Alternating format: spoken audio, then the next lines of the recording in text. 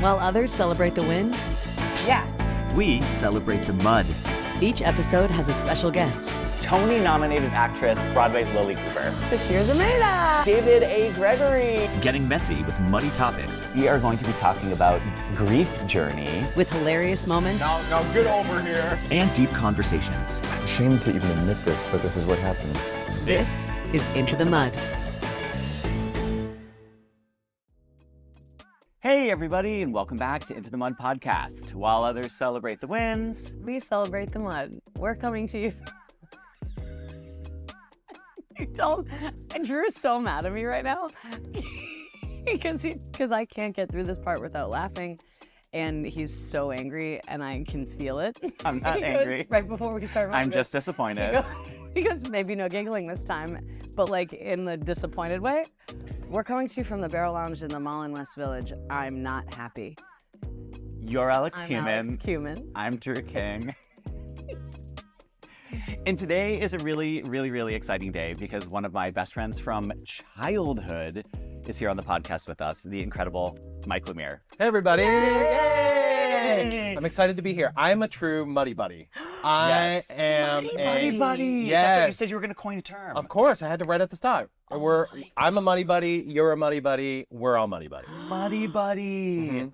Hashtag Muddy Buddy. We're using that now. Oh We're my still doing God. Oh my hashtags, God, though. you should go into consulting. course. Yeah, I should. and branding. Oh, you're and- good. Yes. Oh my Muddy gosh. Okay, merch. That's perfect. Merch. Yeah, Oh my muddy gosh. buddies. Wow. So Mike is conveniently in town right now for a trade show.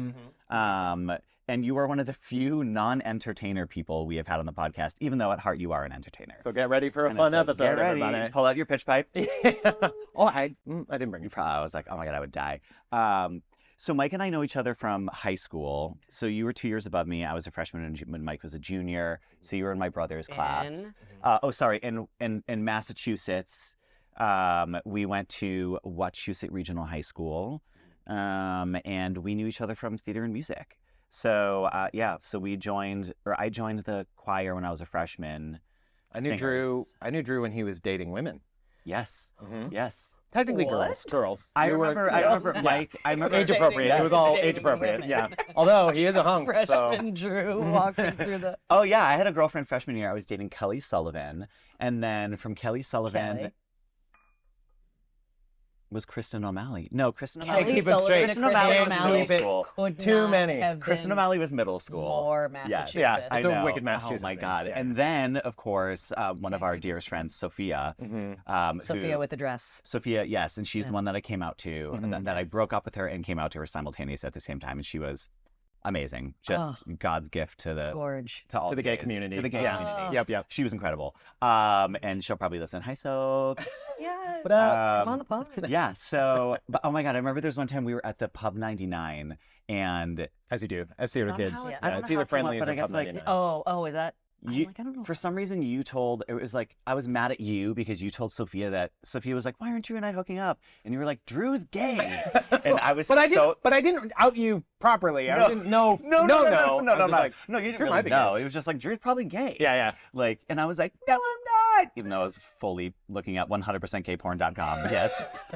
Gayporn. Do you know that story? Have you heard it? What? It's Oh, if you were a true wait. money buddy. Yes. knows it. A true money I'll buddy give you knows it. the premise is that my stepfather caught me watching gay porn, and the website was 100%gayporn.com. And it wasn't like 50% That's a tough one gay to- porn. I couldn't say I was bisexual. Like, it was 100%. You had to skip that And I step was of like, coming out. All right, I guess I am. Yeah. He wasn't 98%. Yeah.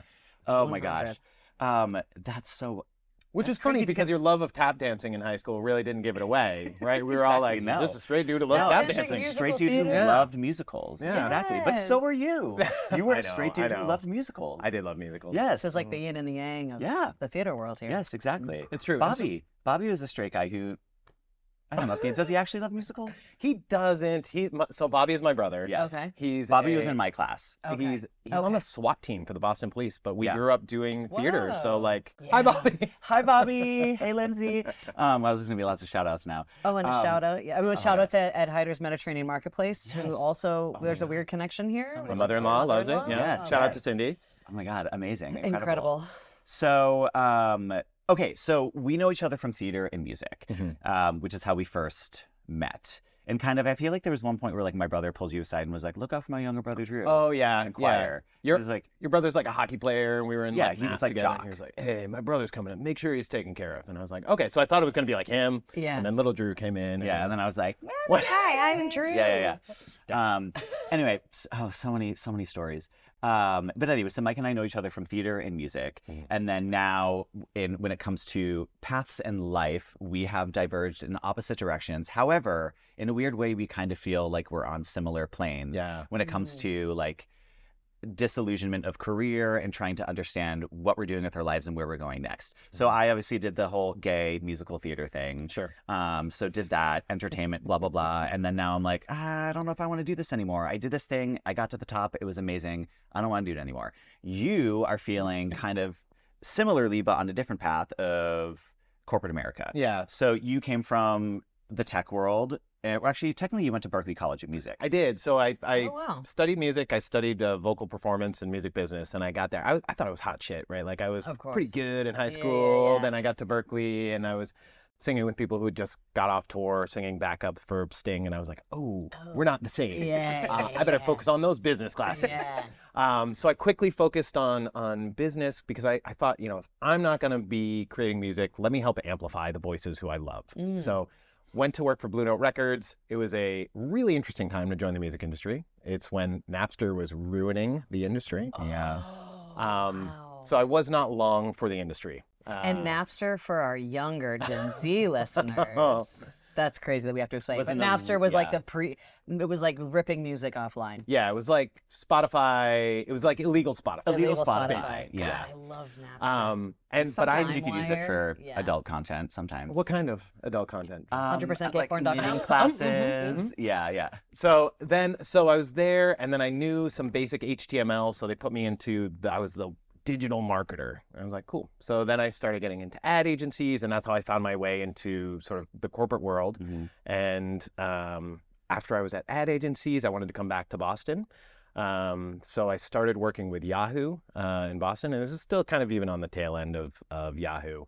But that's really where I started focusing on data and analytics and working with customers and account management. And then from there, I started working with a early startup in Boston called HubSpot, which has since become this massive multi-billion-dollar global organization. I was there with 300 of us just trying to make it So wild. make it go. What is Hubs? What are they? So HubSpot, it started as a marketing software company. Okay. So you could put your blog on it, you could make a landing page to collect leads, and now it does that and sort of sales, organization management as well. And so I went from this like music school, music industry person to, all right, now I'm a corporate guy, and I started getting manager roles and then director titles. And then pretty quickly I was a vice president and trying to navigate. Yes, Thank sir. you. Yes, thank Yes. you. And trying to navigate the world of corporate America and the tech explosion that was happening. Wow. We've spent a lot of time in tech because you also spent a chunk of time at Toast. I did, yeah. Yes. So after I left HubSpot, I went to a early stage startup in Boston called Notarize that did online notarization software. Boy, is it fun to talk about notarization. So from there, then I went to a restaurant software company called Toast. Again, Yeah, that's what. everywhere. It's everywhere. everywhere now. That's It was kind of, we were in like 10,000 restaurants when I got there. We were in close to 150,000 restaurants when I left. So just explosive growth. And then my last corporate gig was at a dental AI company. Yes. Dental AI. You told me about this just as you were going into it. Yes. What? And how long did that last? That lasted about a year. Okay. What is okay. dental AI? So it's actually pretty cool technology. It's really interesting. Yeah. Go So if you're at the dentist and they show your x-ray and they say, all right, Alex, see this gray shaded area on tooth 12? And you say, I don't see a doc. I'm sure you do. It takes the x-ray and it lights up that cavity in bright red. So you as a patient can see what the dentist is seeing. You're more likely then to take the recommendation. there. Oh. Yeah. Okay. So it's like Okay. AI All right. software One for scanning AI. your teeth. Yeah. One for AI. It's like AI for good. AI It's for it's not good. AI for It's evil. one example of AI for That's good. the one. It's the kind of the only. only one. Okay. Okay, great. Yeah. Okay. I'll take it. Okay, so Okay. you've had these like incredible career landmarks and benchmarks that you've hit. It also You- sounds like you got in at a lot of these places as they were I was like super lucky. really like Yeah. accelerating. Yeah. Sorry, I cut you off. No, but go definitely. No, ahead. that's Yeah. accurate though. It's like you kind of got in like on the like the Right place, parallel right road of time. like Yeah. tech and corporate America kind of like meeting up at the same place and going at the same time. Yeah. So what was the turning okay, so let's give you a moment to pitch your consulting firm now that you are now working on. Sure. Just very quickly. And then I want to talk about what was the turning point from getting you to leave corporate America to then make that transition into starting your own company. Yeah, so I left and I started a firm called Harmonic Leadership. So kind of taking some of my philosophies Music and background. passion at music. Yes. Wow. And it's an executive coaching firm. So what I do is I help people who are leaders, founders of companies, emerging leaders in tech companies who have no training on what it is to be a good people manager and support them in understanding frameworks or concepts. Or even this morning I had 2 sort of emergency calls from clients being like, I have an emergency, I don't know what to do. And it's not something you can always expose to your boss that you are having a little bit of a crisis, Yeah. but you do need someone to help you through that. Yeah, So absolutely. I've I have become that several guy. questions. Yeah. You're probably not. So what are the most common areas that you see people needing to be coached in? I think one of the biggest areas, the biggest concepts I talk about is a concept called situational leadership. And it's about being malleable to the people who report to you, not making the people who report to you become malleable to you as a leader. So That's so funny. Sorry, go ahead. I was thrust into a management role very early on. It was a nonprofit, and they were like, you go. And then I was in charge of 7 women who were much older than me. And I was like, okay, well, I just like had no idea what I was doing. yeah. And it wasn't until years later that I was like, oh, the approach to that is one-on-one, talk to them about what their style is, how they like to be spoken to, and meet them where they're at, rather than being like, this is how I function, and this is how I need to get it done. Yes. And exactly. that's like exactly what I would have Perfect. So really you- could have used you 10 But years ago. not everyone has access to that, Yeah. right? And so situational, one of the things I'll ask is if I'm interviewing someone on my team to become a manager or a director is, what's your management philosophy, right? And the answer I get a lot, which is a signal maybe they're not the right fit for me, is I don't like to micromanage. Okay, great. Mhm. Nobody likes micromanagement, but there are some cases sometimes when being a really supportive manager is helpful. So if it's the first time someone's ever doing something, you don't want to just be like, well, I don't want to micromanage. Good luck to you. I'm sure you figure it out. Yeah, correct. Right. So making sure that you as a leader can identify those cues that your team is sending you and applying the right level of support. Great. So So that's pretty much what I'm doing now. that's awesome. Well, and it's okay. This is interesting because it's kind of the opposite, or maybe not the opposite, but it's different than what you were doing before. So you were serving a larger umbrella of companies, of corporations, and making sure that you were driving their goals, their numbers, whatever you need to get accomplished for them. And then now people are coming to you. I don't know. It feels like it's like a reverse. Does that make any sense? A little bit. I don't know if I'm making any sense. So I come from musical theater. Drew's gay. Drew's very good. We know this. We know this to be true, and us Muddy Buddies love your sexuality. Muddy Buddies, Drew. thank you. So is there a like Into the Mud drinking game where like every time Drew's sexuality is raised, we take a shot? There's about to be. There's Like about every there's a bingo card. 85,000 85,000. somatic. Somatic. Yeah, we have a bingo card going. Good. Absolutely. No, but before I had like it was insane. I had a team of 100 people who reported under me in sort of different structures, and the main goal for the groups that I would lead is called net revenue retention. Super fun. Oh my God, all this jargon. I'm like, I know, I'm I know. listening. I know. Yeah. No, I. Basically, it's people who buy our software. We want to keep them buying our software. So instead of just reselling them, you make them successful with the software. You help them with the software. And so if they're getting the value out of the software, they're more likely to continue using it. So my whole job was figuring out strategies and using the team that I had to make sure our customers were successful and happy. Great. How do you manage a team of 100?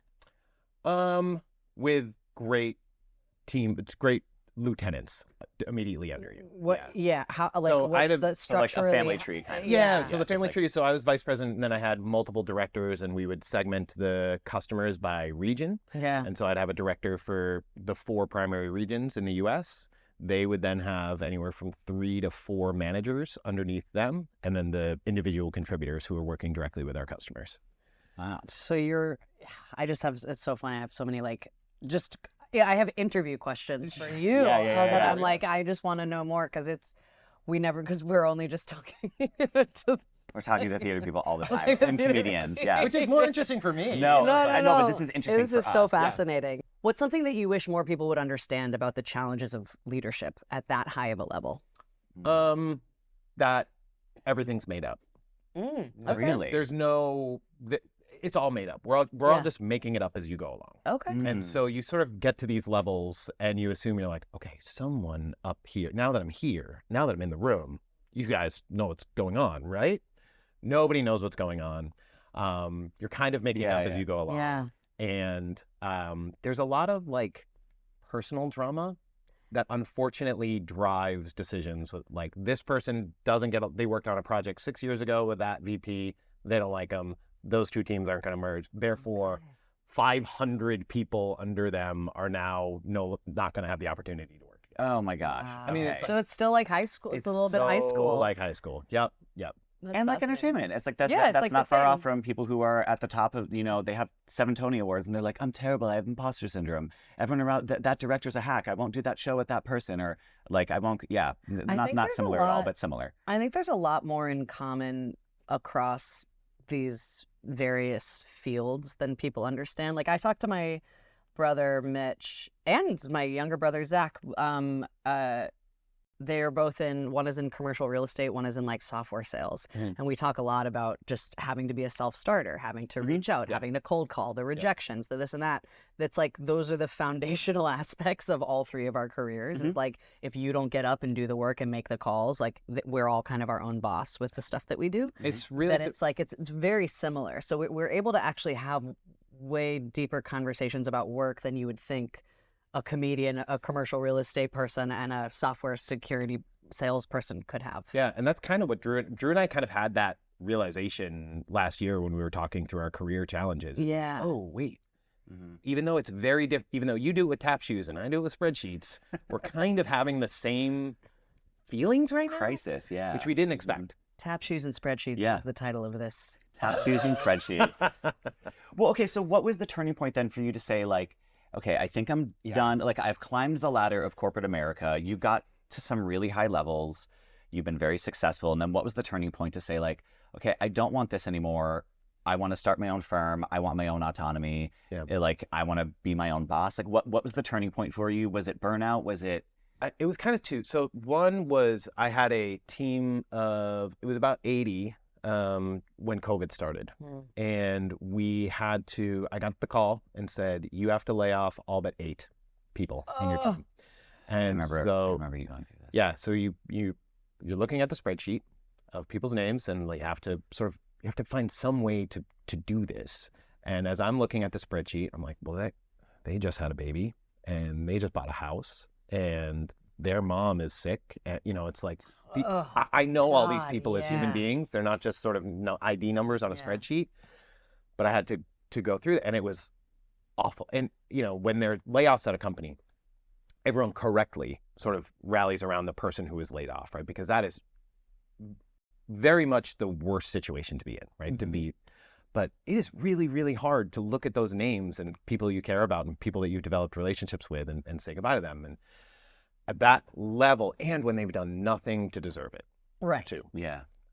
So that was a moment where I was like, whoa, this is cutting me deeper than I expected. And sort of those around me, I had some great leaders who were like, hey, I've had to go through this. It gets easier. And I was like, I don't know that I want this feeling to get This easier. feel easier. So that was one where I was like, this might not be my long term. The second point was when I was leaving Toast and I was going to Overjet. Before I decided to go to Overjet, I started to reactivate my network and talk to people who I had worked with in different roles.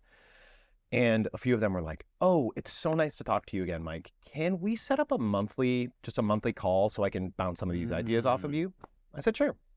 A couple of them said, can I introduce you to my CEO? I think you could actually help them with something. I said, sure. A couple of those conversations turned into, can we hire you? Can we freelance? So that sort of gave me the signal of, okay, there's something here where I can make money on my own running this, and I don't have to be an employee at a big company to be able to feed my kids. So those are kind of the 2 points that led me to doing this. That sounds like a pretty like incredible turning point, especially the COVID one. We had talked about it, so I already kind of knew that was part of one of the contributing factors to you wanting to make that shift. Is there any part of you, I guess the next question is, we spend most of our time as freelance hustlers always going from like one job to the next job to the next job and like trying to just find the money, but that's essentially what you're doing now and trying to like accumulate your clients. It is. So like Essentially, we do the same thing. We do. Spreadsheets, Yeah, exactly. Yeah. Tap shoes and spreadsheets. But what is it, or I don't know, I guess, is it triggering any sort of like fears or insecurities or self-doubts? What are the things that are bubbling up about that experience of going from, having a stable, secure job and then now being like, okay, I guess I'm just going to go find people who have money to give it to me to give them this service. Now it all falls directly on your shoulder. Yeah. What are you feeling about it? It's fun and scary all at the same time. Yeah. And I started this firm in September, so I'm still newish to it. But I've got a great community around here, and I have a lot of fun with the networking and the selling and the reaching out part and the building the relationship.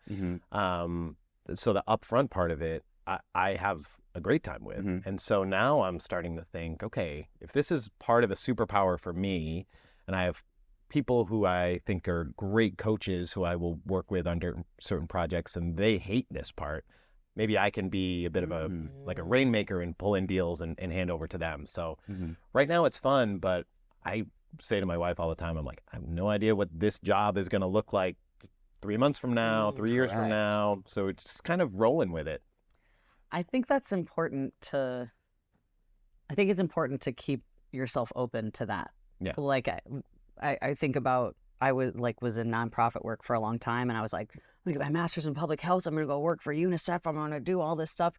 And then I had a similar like incident that really didn't sit well with me at work that was like gonna keep happening, and like had to do with like the legal system and a kid like that disclosed to me, like all this stuff that just happened. And I was like, this isn't for me. Like this isn't my path. And just happened to be like taking comedy classes at the time and was like, oh, I guess I'm in stand-up now. Yeah. And I think like, especially as we get older, there's this idea of like, you got to know what your path is and you got to stay on it and stay on that road. Even if you're miserable, you just white knuckle it. And like, particularly like the US culture is very like, lock it in and it's yours forever. And it's like, no, it's okay to change your mind. Yeah. It's like what we were just talking about. Like, it's okay to do something different, try it out, see where it leads. You should. I think Yeah. you should. It's been really interesting. There are people who are on that path who have that mindset. And so when I've said, I'm leaving, I'm starting my own consulting firm, I could kind of hear their thoughts being like, couldn't hack it, huh? Yeah. And almost feeling bad for me. And I'm looking at them, I'm like, I guess you couldn't hack something, having the freedom to this. Like, and I'm feeling bad for them staying in the pain of corporate America. So, In the rat race. Such a rat race. Well then, okay, so because this is a world that we don't know at all whatsoever, I mean, yes, we've had varying 9-to-5-ish jobs. I've never but, like, been in an office. Really? No. Oh. What are your What's biggest... an elevator? Yeah. Well, I think it's called a lift, technically. A lift. Yeah. That's right, it's a lift. Typing?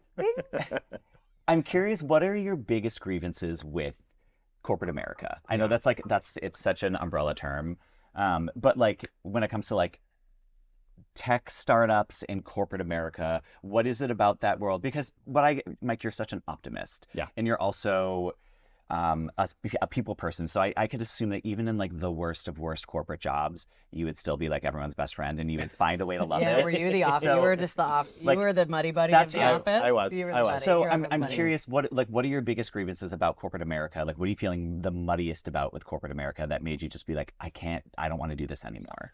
I mean, the focus, I think one difference that we have is like you get to focus on art and creation and bringing beauty into the world. We have to focus on margins and profit. That is unfortunately our output, not art. And so with that, whether if you're working for a firm that's backed by venture capital or private equity, and those are the investors, right? They have these goals where they need to 10x their investment. And so they put these milestones in front of you that you need to hit to get more money from them that are astronomical, almost impossible, and just make you physically sick to be able to like Yeah. do that much work to be able to hit those goals. So there's this pressure, this financial pressure constantly. I think another thing is there was an example that I just heard someone give the other day of kind of the doorman example, and this constant push to optimize for efficiency. So the doorman example is consultant comes into a building, says to the doorman, "What's your function?" "Well, I open the door." "Great. We can solve that. We can get this cheaper. We can put in an automatic door opener." But the doorman does so much more. It elevates your experience. It says good morning. It changes the way people feel about coming into that space. And that disappears when you have an automatic door opener. But you save the money. But it changes the way people feel. And so there's none of that focus on what is the output of our business and the way it makes people feel. It's all what is the output of our business and the margins that it can create and the profit it can create. How do you? This is a question I'm pulling out of my ass right now, but I'm curious. How do you feel about the intersection now of AI as it's being like monetized and commercialized as it intersects with art? And you have a tiny bit of experience with AI from the dental company. Yeah. But like in the ways that people are now, it's a double-edged sword. In some capacities, it's opening up different avenues and different ways to create art. It's making the like tedious points of making art like sometimes easier, but also it can be it's stripping away the soul of it all. Like, what do you feel about that? I'm not anti-AI. I'm not all AI all the time. I think it's a tool. I think it's a tool like any other tool, and I think it will. I have unlimited confidence in the creative spirit of human beings. Okay. And that they will use the tool of AI to make even better and more interesting art. I think the same way that, if you think about like Bob Dylan and the electric guitar, right? And like the transition to what that did at the Newport Folk Fest and like how people would freak out, right? Because he was using an electric guitar. Well, I think it's kind of similar to what AI is doing in art. It's like we just need to get more comfortable with it and see how it can produce wonderful things with human beings. I think if you're writing a screenplay 100% written by AI, that sucks. Yeah. It probably won't move human souls the way that they need to be moved, and you're going to need to have a human experience to create art that actually moves people. Ben Affleck said something recently about like AI can write rhyming couplets, but it will never be Shakespeare.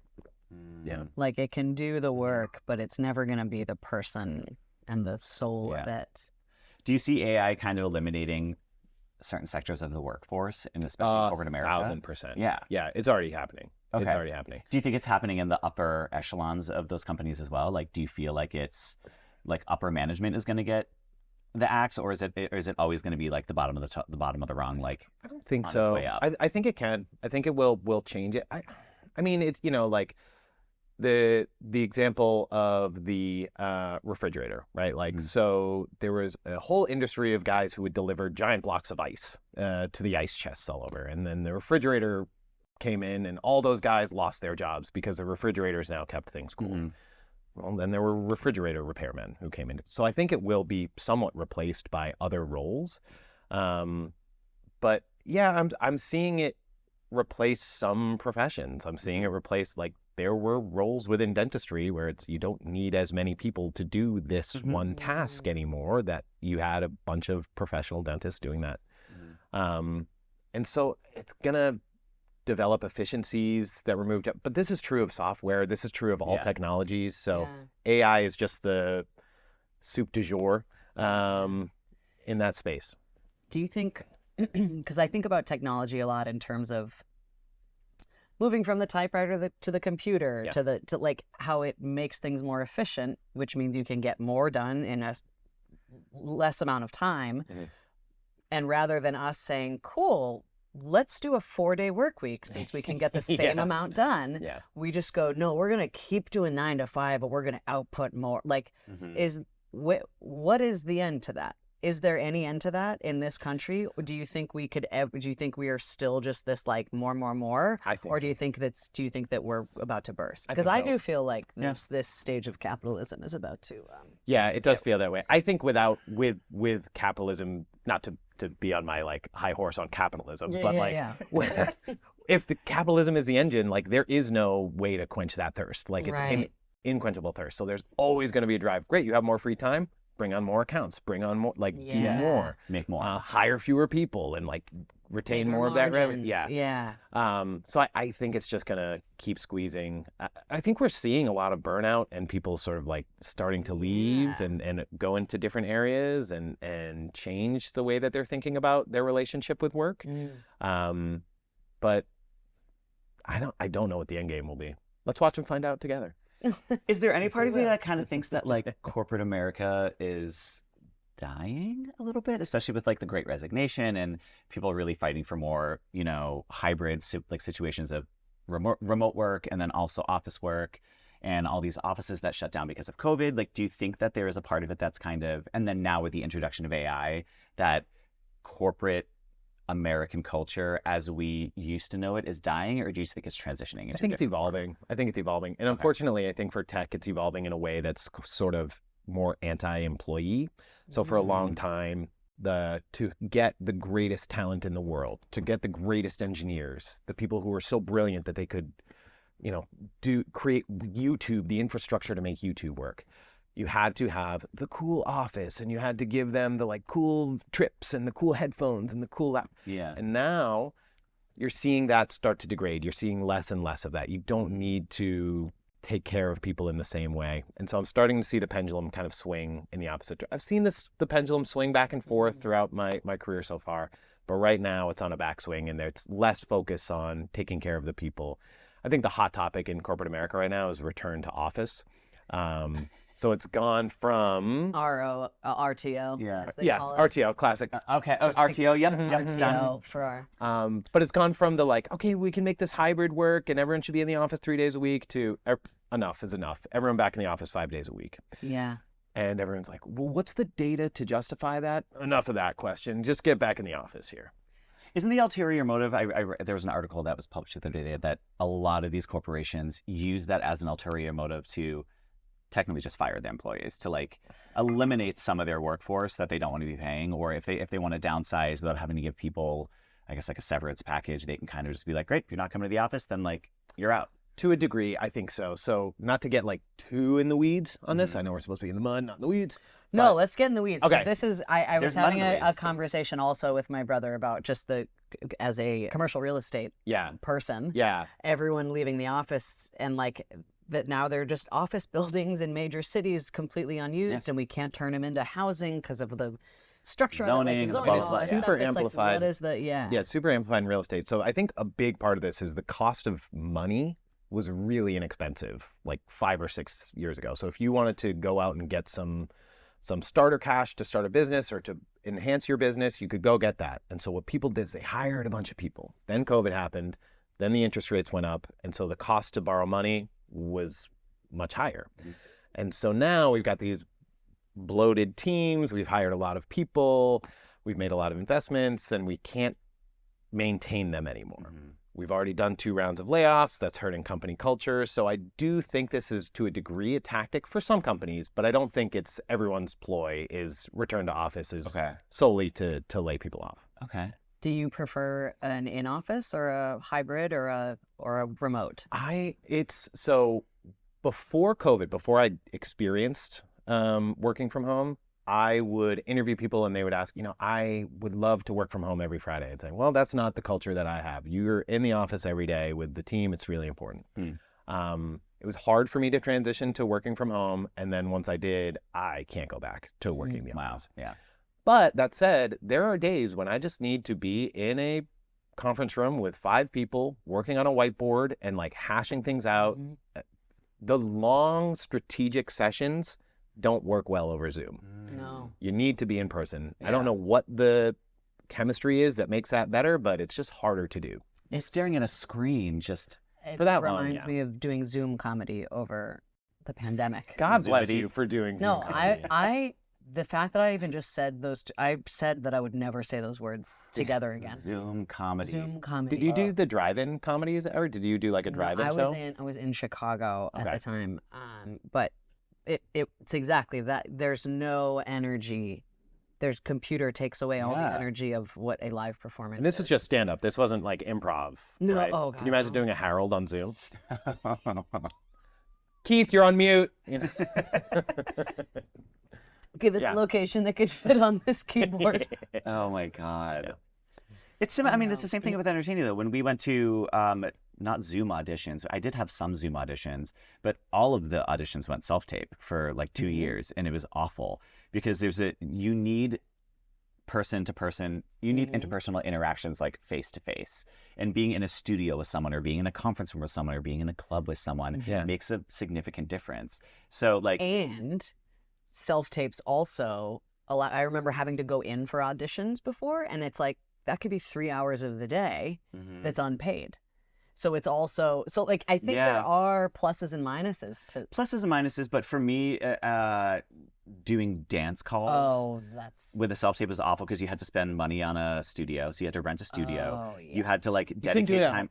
You couldn't do it at home. No, because I mean, my apartment's New the size York? of this Oh, table. right. We don't know, And they're, living. they're like jump, turn, kick, leap, tap, tap, tap, and like your neighbors would murder you. Like it's just there's no space, and then Can't like tap dance and oh, it was awful. I hated it. I will And- say one of the there were some silver linings. So like Drew did some Zoom dance classes for my kids, right? Oh, That was super cute. special, right? I Like think my we did kid, like once or twice. Yeah, That's but they were cute. so they wouldn't have had a chance to like come to New York and do a dance class with you. That's So true. that was Yeah. like there were some kind of nice moments. That was pretty and, cute, yeah. that was a nice. Yeah, we I'll did give you that, We yeah. did what we could. We did the best we could. Yeah. Over COVID. But it is. But I yeah, it's something I think about a lot because I work from home. I write from home, and I'm out at night, and it's hard. Like if I don't have to be out, I won't go out. Yeah. And it's like you can get into that mindset of, I don't know, slowing down or not being like you definitely. There is a difference of being around people versus working from home. But I wonder what the data is. I haven't seen it. There's a lot of people asking for it. Yeah. But I haven't seen it yet. Well, yeah, productivity and all that. So with your new clients that you're engaging and you're bringing in, are you meeting them face to face, or are these like Zoom interactions? So it depends. Most of them are Zoom. Okay. Like 90% of the work I do now is over Zoom, or even if some, like today, a couple of them wanted to chat while I was on the run, and so it just a Oh phone yeah, call. what's an emergency consulting situation to whatever you're allowed to speak about? Yeah, so like, hey, there was an incident with one of my employees, and I have to have a really hard conversation, and I don't know what to say to this person or what not, like, how could this conversation go wrong? I just don't know.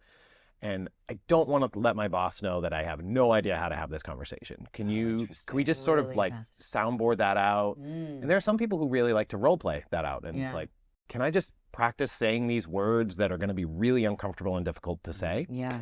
And so we'll do that for 15 minutes, and then feeling good? All right, go crush it. You're going to have a great call. This Call is me a real after. Brene Brown. Huge. Yeah. That's what she does Yeah. for corporate stuff. Do you follow Brene Brown at Yeah. all? Yeah, Yeah. of course. Great. That's so just having difficult conversations. That's always hard. And but it's like getting up on stage and doing stand up, right? It's like it gets a little easier the more you easier as you do practice it. it, and so you just need someone to practice with. Yeah. Yeah. How are you feeling about? I know this is like a loose question that we put in the sheet, but how are you feeling about identity in regards to your career, and then now as you go into a different part of your career, but then also how do you separate Mike Lemire, like who Mike is as, you know, a father, as a husband, as a friend, and as a music enthusiast? Like how do you learn to differentiate yourself from your career? How do you like learn to extract and separate those two things? I'd say I love this podcast because you guys don't just celebrate like everyone's accomplishments. You sort of address the challenges. So I'm in it right now. I'm like re-identifying right now. And it was easy when you were executive at a tech company to sort of get wrapped up in that, like, oh, this is who I am, and I've got this and that, and I've got an executive assistant, and like I'm a fancy boy. And when that's all stripped away, and you're just left with your like abilities to help people, what gives you those same sort of like endorphin boosts that you get from the like fluffy side of the work, like the work validation, the validate, like where do you find your validation? And it's really, so I'm in New York for this conference, right? And I'm around a ton of like Fortune 500 C-suite executives right now, and you see them sort of trapped in it, loving that energy of being in that space. And I have to say, it was a little intoxicating this week. I was like, oh, should I? Maybe like I could go work for that company. Like I could go crush. But I know that I don't want. I know what's on the other side of that, and I know it doesn't actually fill my soul. So I'm kind of working through and re-identifying who I am and how to articulate my value and what I actually think is important as a worker. Of all people, I got a idea from Martin Short. He was on an episode of probably Smartless, and he talked about a report card that he does with himself every year. And what is his report card score for his financial self, for himself as a son, as a brother, as a husband, spiritually, creatively. And so I'm trying to, of all people, follow his example and think more holistically about myself and not just myself as a executive. Yeah, there's many quadrants. You have to focus on the whole picture instead of just the one little wedge. But I fall into it too. We were talking about in one of our earlier episodes about letting the one big success or your career completely define your self-worth and your whole being, which is, it is intoxicating. We fall into it so easily. When we talked today earlier about changing values as well, that like the values that you had, maybe like when you first started in corporate America, it was a bigger value for you to have the executive assistant, all this stuff. But as you were getting older and your priorities shift and your life is changing and you get to decide what it looks like, then working from home on a Friday actually is a huge value for you because you get to pick your kids up from school. So I think like this idea of shifting values is really interesting and that like I identify much more as dad now. Like, I have so much more fun being dad and being able to participate in the Friday afternoon or picking them up at the bus stop. Even just like being more present with the kids is super, super fun for me. Oh, love that. We're going to do our rapid fire. Oh, I'm very excited for rapid fire. Really Yay! Very excited for really rapid fire. exciting. Oh my God, I love rapid fire. Rapid fire. Oh my God. Okay, so as quick as you possibly can. Okay. 3, 2, 1, go. How many colors are there in the rainbow? 7? What's the longest river in the world? The Nile? Can you roller skate? Yes. Lobster or scallops? Ooh, lobster. Have you seen Dave Matthews Band at the Tweeter Center? I've not seen Dave Matthews Band at the Tweeter Center. Great question. You're not a Bostonian. No, I'm sorry. Oh my God. I've seen Dropkick Murphys though. Oh, well then you're double bust. Yeah. Kurt Elling or Gregory Porter? Oh, Kurt Elling. No brainer. What's a new name for the Boston Red Sox? A new name for the Boston? Sure. You have to rename them. Go. What is it? Oh, the Boston Sailors. Okay, great. Fill in the blank. Oh, mama, I'm just having fun on the stage in my heels. It's where I belong. Down at the Copacabana? No. He's Chaparral. straight. Do you not know Chaparral? Oh, I know Chaparral. The Pink Pony Club. Oh, okay. Yeah. I'm sorry, Okay. I'm sorry. That's okay. Well, you read it so dry, for fuck's sake. Jesus, Drew. I know, you gotta put a little spine into that. I was gonna do Rock and Roll Party Queen from Greece. I know, but anyway, okay. If pigs could fly, what would it be called? Flying bacon. Kill, Fuck, Marry, Classical Composers Edition, Beethoven, Bach, Mozart. Okay, this is an easy one. You're gonna fuck Mozart because that dude's a maniac. Great. Right? Yes. Beethoven's a kind of a grouch, right? Like not fun to be around. So sadly, you gotta kill Beethoven. Okay. Even though he's my favorite. Bach, he was a man of the church. He was great at output. He was prolific. Very easy to have as a husband. So Great. This man knows his classical composers. Bravo. Well done. Well done. Wow. Oh my God, what an Mike. absolute joy to have you on. thanks, guys. It was so fun to be here. Where can our listeners find you? So you can find me at harmonicleadership.co because .com was very expensive. .co? So harmonicleadership.co, you can see what I'm working on and connect with me there. Yay. Social media? Social media, I'm not really doing social media right now. I'm the on LinkedIn. corporate people use websites. Yeah. Web I'm pages. sorry. I'm on No, it's okay for LinkedIn. you. If I use LinkedIn like it's LinkedIn. Instagram, sadly, so There you it can is. reach out to me there. Great. Amazing. Yeah. Before we go, do you have any embarrassing stories about me? Embarrassing stories about you? I don't know. You were kind of secretly my hero in high school. Oh my! I looked up to you, so you Me? could do. I looked up to you. Stop.